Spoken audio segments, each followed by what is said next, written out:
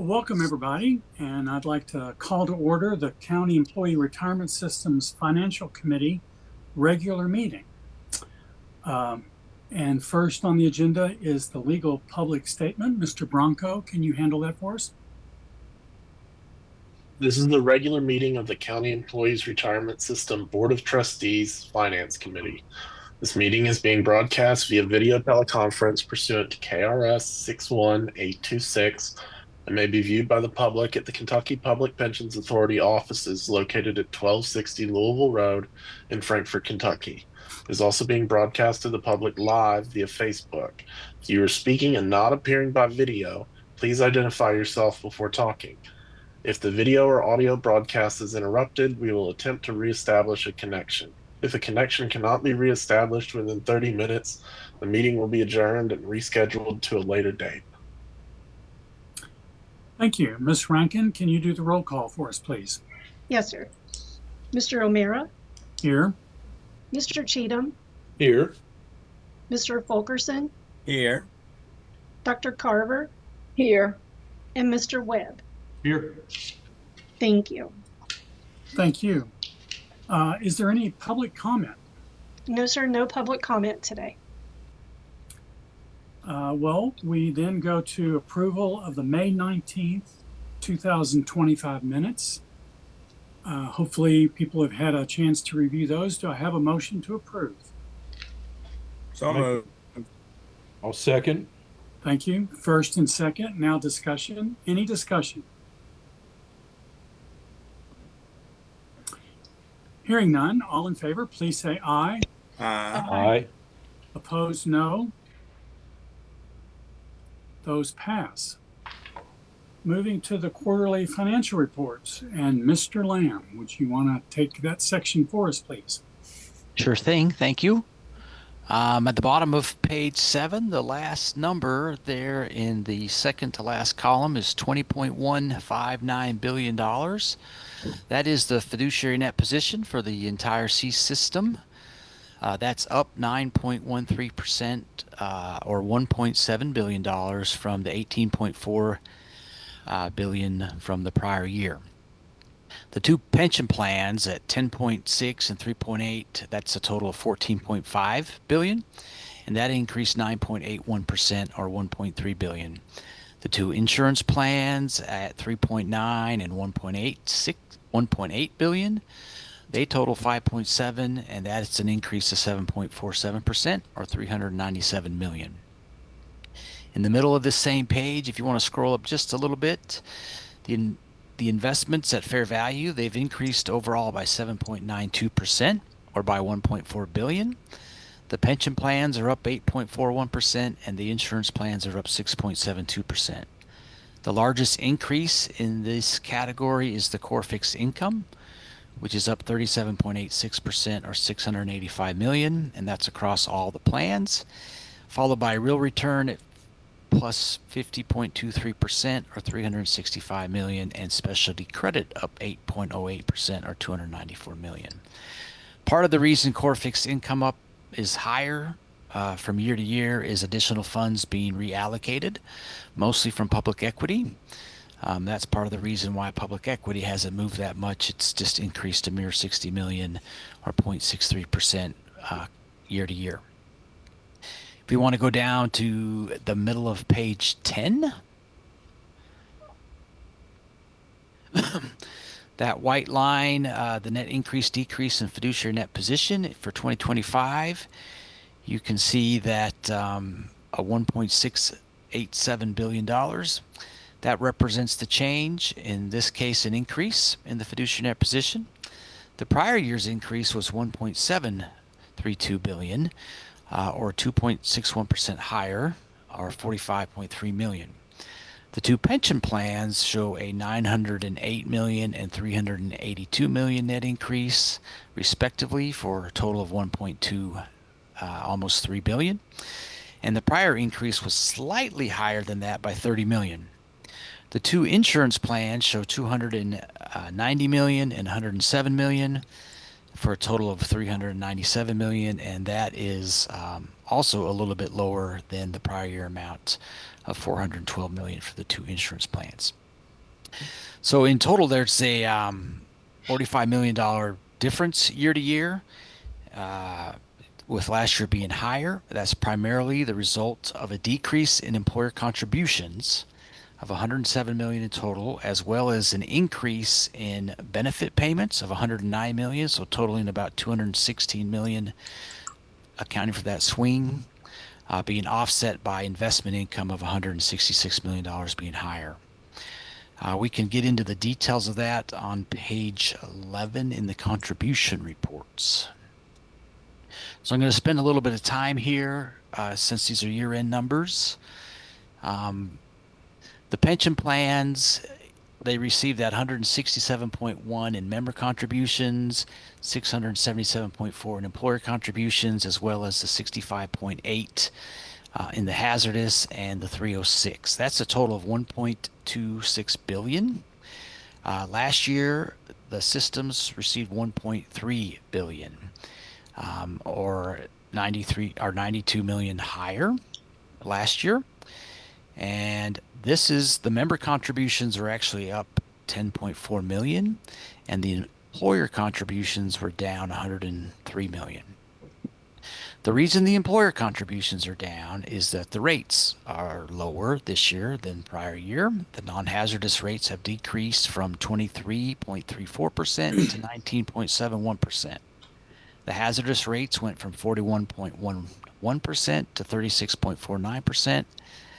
And this decrease in rates accounts for a decrease in employer contributions of about $120 million for the non-hazardous and $36 million for the hazardous. So that's being offset by an increase in payroll, salaries, and headcount. So the total payroll and salaries for both the CERS pension plans are up 210 million. 210 million for the non-hazardous and 68.3 million for the hazardous. In total, that's 278.5 million, or about 7%. And there is an increase in headcount. There's approximately 7,000 new CERS non-hazardous employees compared year to year, and 260 in the hazardous category compared year to year.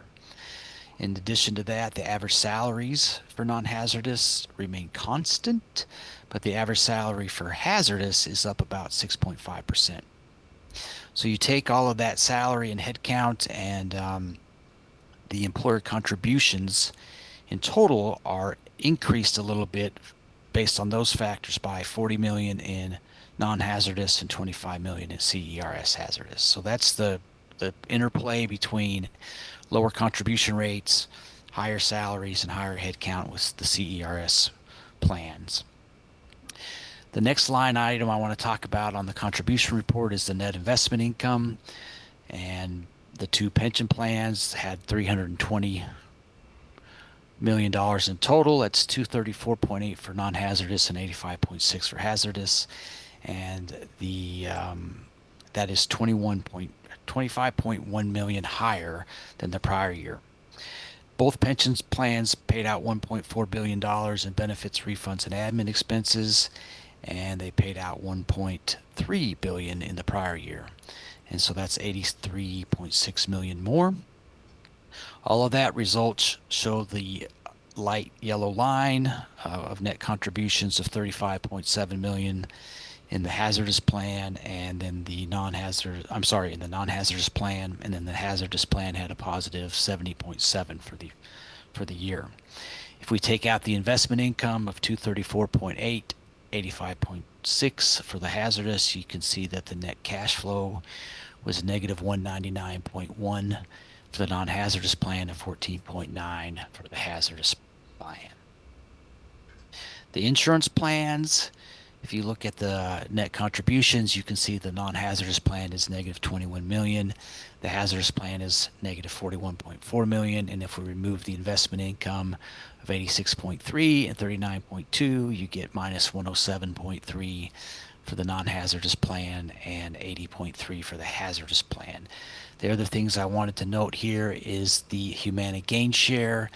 The non-hazardous plan received 10.4 million last year, and we have not received Humana gain share in the fiscal year 2025. And so then hazardous plan was also down 1.6 million in total inflows related to that. That's what I have on those statements. Before I move on to the invoices, is there questions? Any questions for Mike? Yeah, well, I've got a question. It's probably more to Steve. Back on page 7, and I noticed under private equity showed a decrease of 4.5%, something like that. You want to comment on why that is? Did we move assets as they matured out, or Yeah, that's realizations without reinvestments in new private equity investments. So that's just distributions that we've received from existing investments, which have not been recalled, and we have not made any new investments in private equity over the year. okay?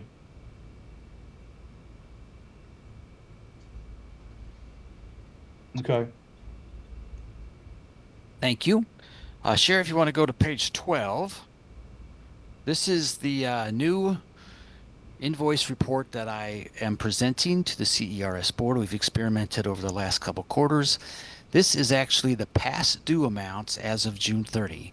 What you typically saw in prior quarters was the open amounts as of about a week before the board meeting. So this was exactly at June 30, and this was what was past due. We do list the top 10 employers by dollar amount as well as the type of invoice for that employer. There's some very small comments on the right-hand side, but if you scroll down a little bit, Sherry, to show the bottom, the total amount that was past due as of June 30th was nearly $2.3 million. 4 of these top 10 employers by dollar amount are currently being worked on by KPPA Legal, and their past due amounts total $1.7 million. And since June, 2 of the top 10 employers have paid their past due invoices totaling $455,000, essentially leaving a past due amount being worked on by ERSI of approximately $75,000. Monthly, the ERCE team updates me on the past due amounts by employer, and starting this quarter, the CERS CEO, Mr. Owens, met with myself and Mr. Dewan Surratt to review the status of the CERS past due invoices, and we expect to continue to do that on a quarterly basis with Mr. Owens to update the board on the past due amounts. The chart at the bottom is very difficult to read, but I would like to talk about that a little bit. If you look at the black line that goes from left to right, and you look at the right-hand column, you can see there's numbers on the right-hand column. So at June 30, 2024, that black line was approximately 1,600 items, and that was a total of 1,623 past due individual invoices totaling $3.6 million, which is the red column on the left for June. And this is that line as well as the dollar amounts over the past 12 months. Ending at June 30, 2025, there were 597 individual past due invoices totaling the $2.2 million discussed above. So over the past 12 months, the ERSI team, the legal team, and several others at KPPA have worked diligently with Mr. Owens as well as the employers to reduce the number of invoices and the dollar amounts as you see there. The next page just shows the penalty invoices. This is page 13, 14, and 15 for the quarter, and there was 23 penalty invoices were actually waived or canceled, totaling $23,000. There was 14 penalty invoices created, totaling $14,000 for the quarter, and then there was 23 invoices that were paid for a total of $23,000, $23,097 for the quarter. And any questions on that before I move to the admin budget? Mike, I want to just simply from my perspective, I love this report. I think it's way better and gives us much better depth than what we had been seeing. I've got a couple of questions, and they may be some that you mentioned that have paid since the report was completed. On page 12, your top 10, the two that I guess I'm just like a little insight, I guess. You find them here real quick. City of Clarkson and the city of, hold on, no, I'm sorry. Yeah, Jefferson, no, that's with legal. There were two. City of Clarkson, and there was another one that are in excess of 5 years old. I can understand if they're tied up with legal, but I think the note on Clarkson, for example, is they're working with ERSI.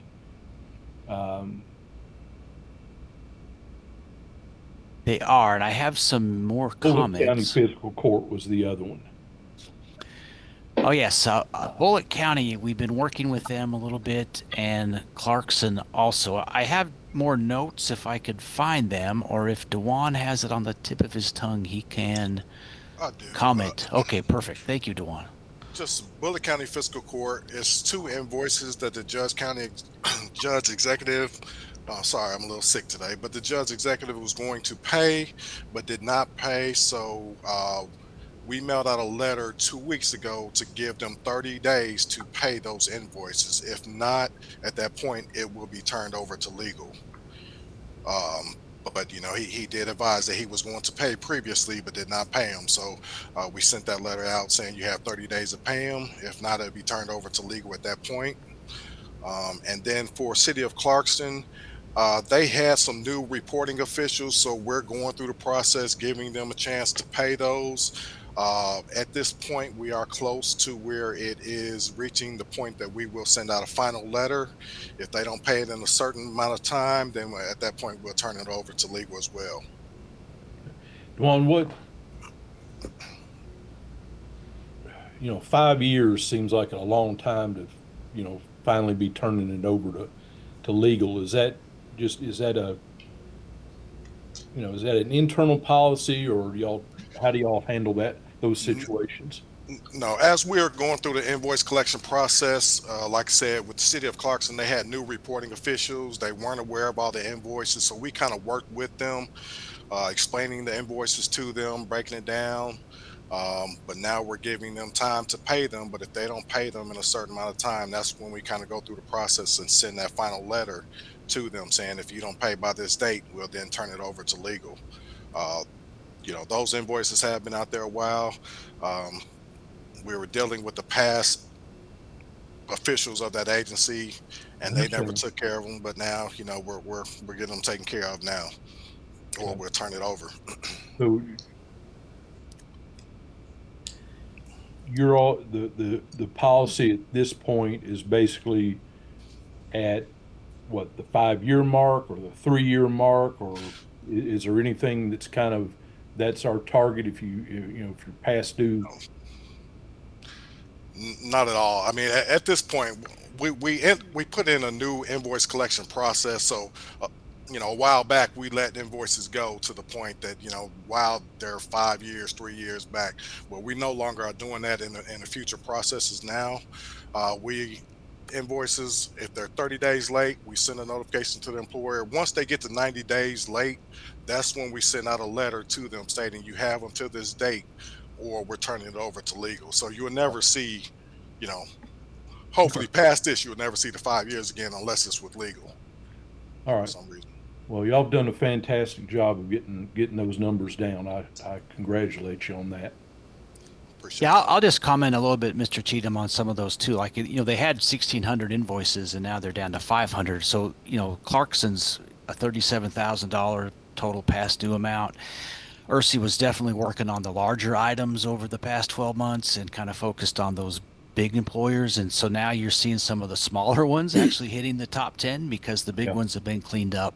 And like Dewan said, there is a new process in place that the investment employer invoicing team's been working on, putting in timelines for 30 days, 90 days, etc. The meeting that we have with Mr. Owens on a quarterly basis will also identify any new employers that pop up onto this past due chart. and allow us to make sure they get addressed earlier than they had been in the past. Okay. That's all I had, Bill. Okay, well, I just want to add my comments that this is great headway. Thank everybody that's been working so diligently on this, and it's obvious that it's coming to fruition. Like the reporting and like the results. So I just wanted to say thank you.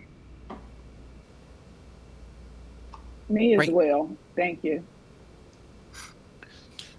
And I'm sorry, I do want to add one more point for the city of Clarkston. They actually did just submit a repayment plan. I apologize, I forgot. They submitted a repayment plan.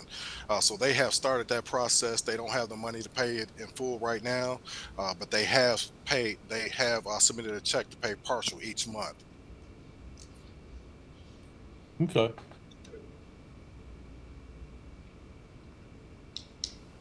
Sherry, if we want to go to admin budget on page 16, we can go there for a moment. Great. So this is the year-end admin budget. In total, we spent $44.13 million in the total administrative budget amount. The budget was 48.9, so we are just under 5 million under budget, or close to 5 million under budget.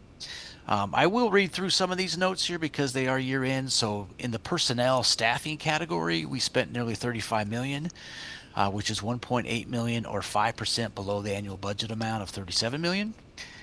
This was despite some significant increases by the personnel cabinet in some various IT related roles during the fourth quarter.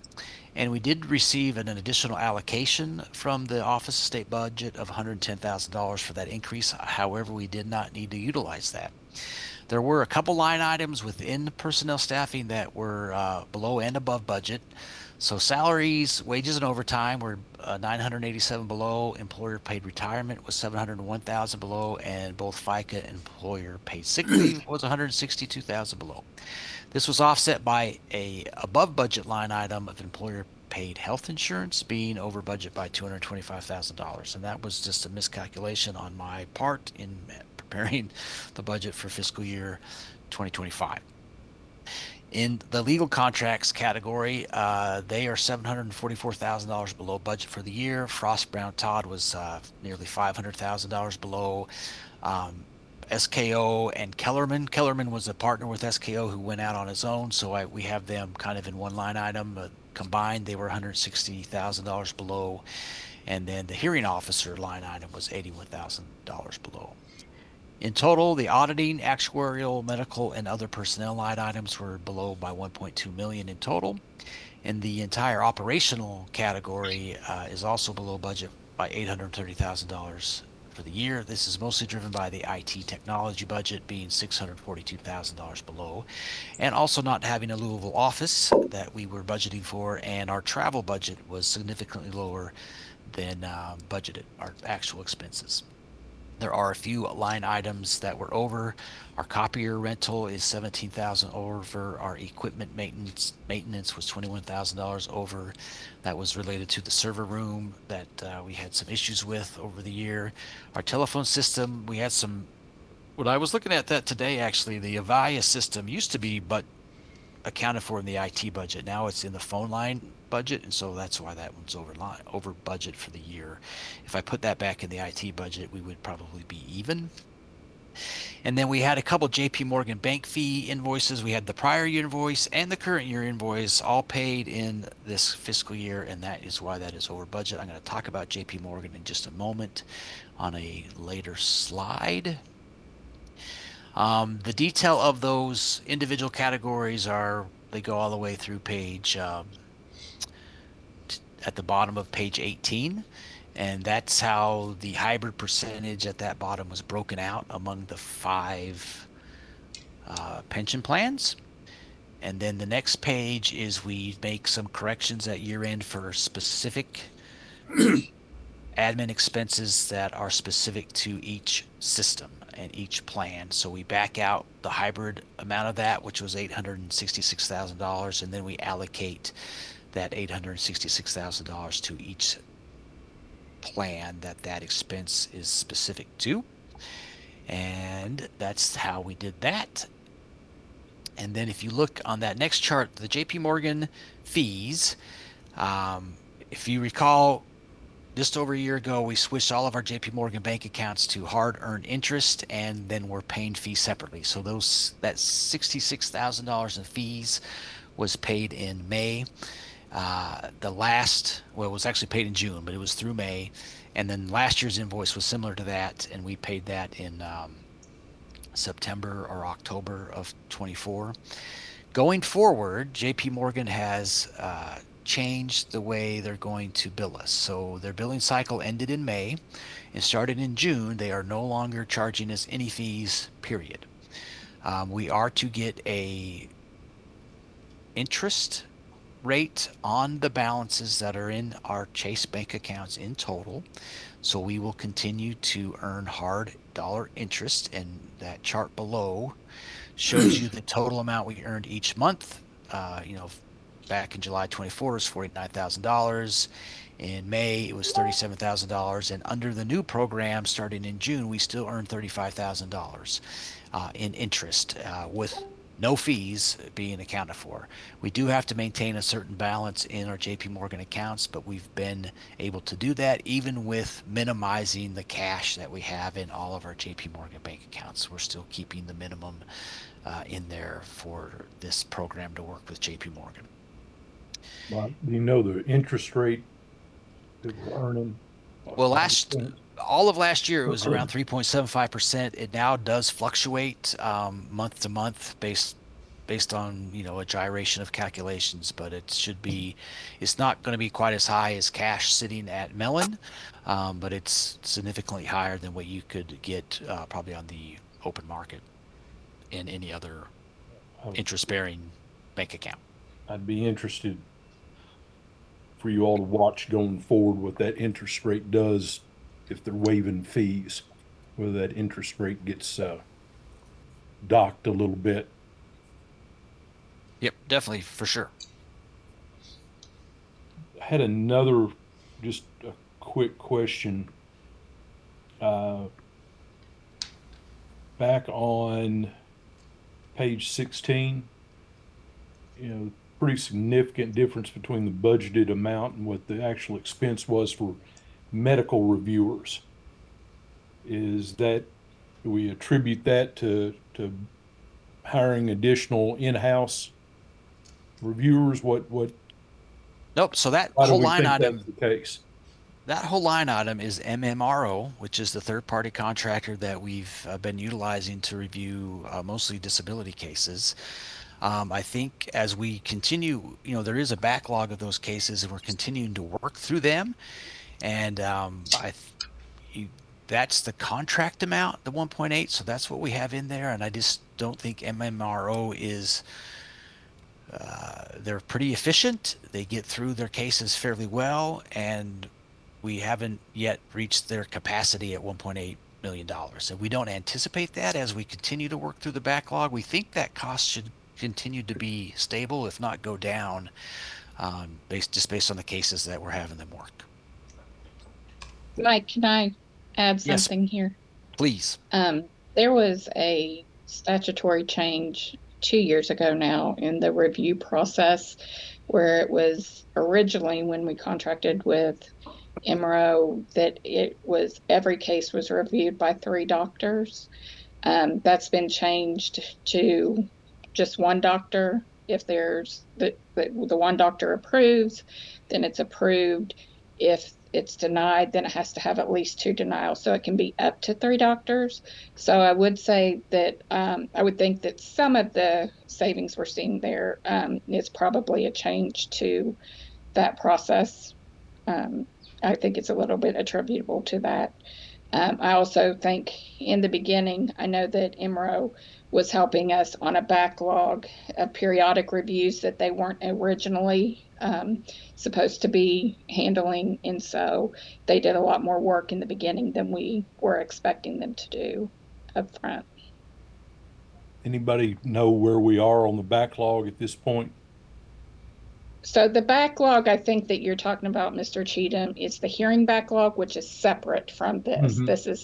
This is different from the hearing officers that we hired in-house, that is when a member has been denied and they have the right to an appeal. And there is some backlog in that area that Michael might be able to speak to. Yes, yes, I can speak to that. The backlog is still, quite significant, but we have made some pretty significant headway in the past year. We've seen the numbers in that backlog drop significantly, I would say by about 60 to 75 cases overall. We've been trying to push out more cases than appeals we get in every month. So that backlog continues to decrease. In the past year, I said we've dropped it between 60 and 75 cases, and we've also been able to reduce the number of days that someone spends in the backlog by a fairly significant amount as well. It was quite high at one time. It's still longer than anyone would like it, but we're making some headway in that front as well.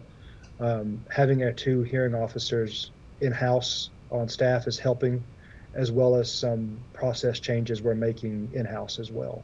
I could speak to a little more detail if anyone, but just trying to give you a high-level overview there. Okay. Aaron, you indicated there are two separate backlogs. The backlog that we're talking about here, as far as the medical review contract, what exactly is that backlog consist of if it's different than the appeals process? We don't have a backlog with the medical reviews. And when we initially contracted with MMRO, there was a backlog in cases that needed to be reviewed, and they helped us reduce that backlog, especially with the periodic reviews that they weren't initially required to process for us, but they did. We were able to get an agreement, and they helped us out with those so that we could have those reviewed. We were having some issues with our individual medical examiners that we had contracted with, getting timely reviews from them. Now that we've contracted with MRO, we don't have a backlog anymore. Those are turned around. I don't know what the exact timeline is. The last time I looked, I think it's within 6 weeks of having all of the documentation, the information that's needed for the doctor to make the review. I think that was about a 6 to 8 week turnaround. Okay. I misunderstood then. Thank you. Mr. Cheatham, I think I confused you. I confused the backlogs for sure. That's why I do accounting and not, case review. Sorry about that. Okay, I think that was the end of my presentation. Any other questions for Mr. Lamb? Thank you, Mike, and all your staff. We appreciate that. Do we have, let's see, hazardous duty request? Mr. Surratt, can you walk us through those? Yes, I can. Let me pull that up. Today we have 11 positions being requested for hazardous duty. All the positions are police or fire positions. The director of public safety position, a person that is hired in that position must either have peace officer standards or must possess Kentucky firefighter and EMT certifications. KPPA staff has reviewed the position questionnaires and job descriptions for all these positions submitted and believe they meet the statutory guidelines for hazardous duty. If anyone has any questions, I'm happy to answer them. If not, I would like to request the committee approve these positions to go forth in front of the board for final approval. Do you have any questions? Hearing none, is there a motion to approve the hazardous duty coverage request as presented? So moved. Thank you. Is there a second? I'll second, Mr. Chair. Thank you. Having received first and second, all in favor, please say aye. Aye. Opposed, no. Okay, those are approved. Thanks, Dwan. Thank you. Mr. Weller, investment trust budget. Would you? Yes, you've got something keyed up. Yes. Next page, please. Thank you. Overall investment expenses for the full fiscal year were in line with the budget, with a total of 11.3 million spent during the year, which was 89% of the amount budgeted. This represented an increase of 4.0 million or 55% from the prior fiscal year. The majority of the increase was the result of the significant increase in legal expenses, which were up 3.8 million or 173% from fiscal 2024. I would note that Michael and his team did a great job in anticipating and budgeting for these increases, which can, as we all know, be notoriously difficult. And for the year, 88% of the amount budgeted was spent in the legal expense category. I would also note that while we still elevated by historical standards, we are budgeting a decrease of 1.2 million for legal expenses for fiscal 2026, and that's based largely on the anticipated decrease in litigation activity. Consulting services for the year were 1.6 million or 82% of the amount budgeted, and all items were in line with the exception of the new line item, which is for that new private markets consultant. Unfortunately, this project was delayed during the fiscal year. We are planning on completing a search and contracting for a new private markets consultant during this fiscal year. Overall contractual services were also in line with the budget, with a total of 3.6 million or 101% of the amount budgeted spent during the year. Custody fees make up the bulk of this category at 2.9 million or 80% of the expenses incurred. And I would note that custody fees were modestly higher than the prior fiscal year and what was budgeted, partially driven by the increase in account and transaction volumes. We continue to see an increased push for monetization from data providers, including index vendors. So everyone wants to charge more for their data that they provide, and we expect to see these costs continue to increase as we move forward, and anticipating increases in our amounts budgeted for these items.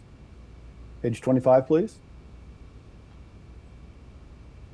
Thank you. At the total pension level, investment fees and expenses increased by 20.3 million or 14% compared to the prior fiscal year. This increase was primarily driven by performance-based fees across alternative asset classes. Overall, real estate fees and expenses increased 7.8 million, which includes 5.5 million increase in performance fees.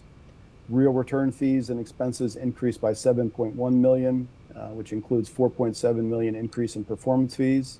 And private equity fees and expenses increased by 2.5 million, including a 4.8 million increase in performance fees, which was actually a reverse of a negative accrual. That's typically what we'll see when, obviously, we saw better performance from prior years in those asset classes, which drove the increase in their performance fees. Also notable was the 2.7 million increase in administrative expenses, which we covered largely, which was driven by legal expenses. The fees and expenses for public equity increased 2.4 million, driven largely by the appreciation of the market value of the asset class. And also notably, specialty credit overall fees and expenses declined by 2.6 million for the fiscal year, which was led by a 4.9 million decrease in performance-based fees. That's all I had on the investment budget. I'm happy to take any questions. Any questions for Steve? Steve, I think you covered it, but I guess what I was looking at when I went through the reports, you had a 57% increase in total expenses versus the previous year. Do you know roughly off the top of your head how much that was just due to legal? I mean, I can go back, I guess, and do the math, but is that the bulk of the administrative expense, the change in administrative expenses was at the total pension level was the increase in legal expenses, yes. And then I noticed you had a couple of vendors, I'm going to assume, got paid twice in the last fiscal year because they weren't anything in the previous fiscal year. Is that on us or is that on them? Which specifically for S&P Global, is that the one that you're looking at? That was the one that jumped out at me just because there wasn't any number in the 2024 That was one that was renegotiated, that we moved away from. Remember that's that monetization we're talking about from data providers, and we moved the S&P Global contract to the Russell contract. So that was the change in the index provider that we had. And I think there was a delay as we negotiated the termination of the S&P contract and moved to a new service provider. So I think that was, although not paid, that's the final payment was in fiscal year 2025 and actually was for fiscal 2024 expenses. And then it's like State Street, same kind of. So State Street, if you look, that's the public trade cost analysis that gets done. There just wasn't any done that was billed in fiscal 2024. You'll see that there's no 2025 expenses either. So it's not something we budget 10,000 for it. We've had expenses in the past for it, but I don't think we have used their services in fiscal 2024 or fiscal 2025. And then there was another one down there that looked like we only use them periodically. Who and what do they do? I'm sure I'm gonna pronounce this wrong. Yeah, that's the tax accounting services for India. Specifically, that's required for public equity accounts that we have in the Indian markets. I don't think we have any visibility. I'll certainly circle up with Joe on that visibility into when those get billed or how they get billed. We get hit with those accounting services at some points in time. You notice we've carried forward a budget item, but we haven't incurred any expenses in the last 2 fiscal years. So I'll circle up with Joe on the fiscal 26 budget and see if that's something we want to maintain. I think we have it there as a placeholder because again, we don't have a lot of visibility into when. I think he just receives a bill from them that's related to the accounts that we have open for the India market. Okay. All right. Thanks for the clarification. Sure. I'm looking at now. Well, that's good follow-up, Steve, because we're about to start the review committee for next year's budget. So if that still needs to be considered or amended, that'll be good information to know.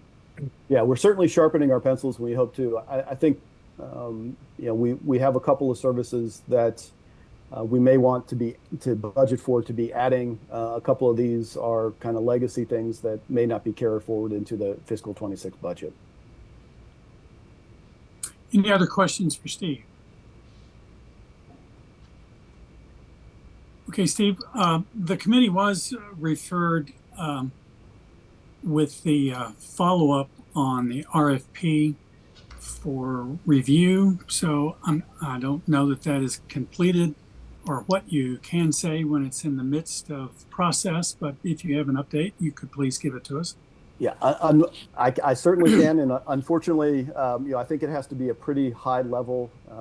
Was the advice I received in order to protect the integrity of the process. I can tell you that the RFP closed officially on August 11th. We did receive responses by the deadline. Investment staff has begun reviewing the responses per the CERS procurement policy requirements. We anticipate that process to take a couple of weeks to completely review, including contacting certain vendors that we select and doing our due diligence.